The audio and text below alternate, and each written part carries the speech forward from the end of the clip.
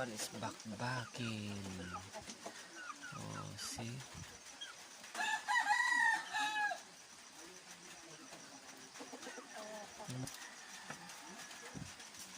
Bullfrog. See?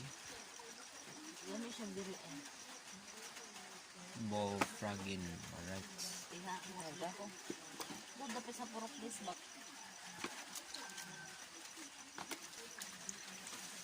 Abot ulit.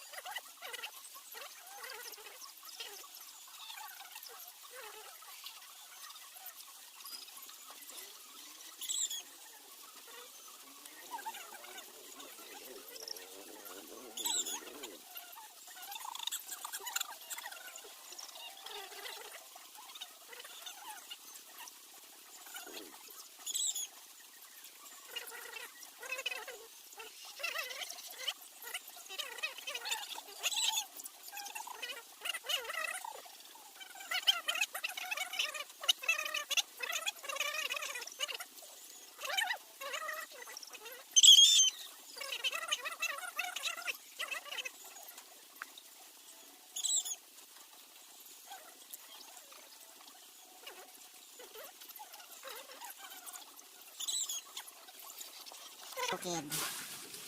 Diba ang dami? Sarap-sarap nito.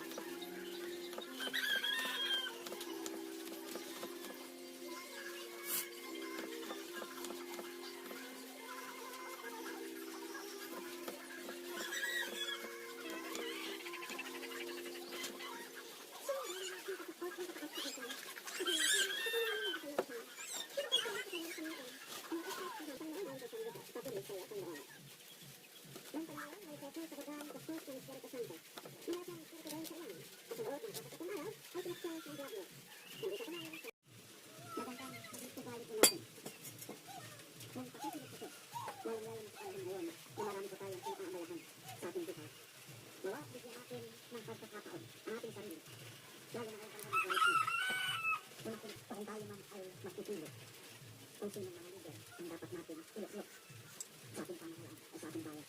Pangalawa ay ang pag-aayuno ay isang paraan ng pagsasakripisyo. Paghibayin natin ang paggawa ng sakripisyo. Nakapag-ibigay. Kapit. Ayun. Panahon din siguro na tayo ay... Panahon din siguro ngayon. Ang pag-aayuno doon sa mga napanakit ng salita.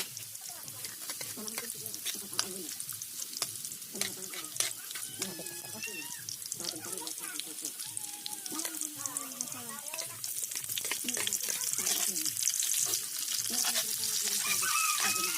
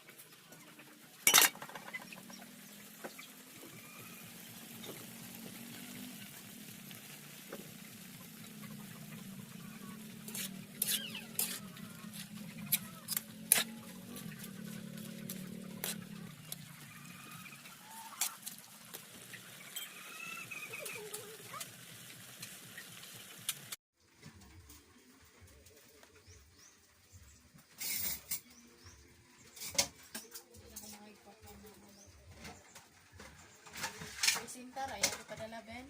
Dito yung dun. Awak na pa sa bagay. Wait, ano yan?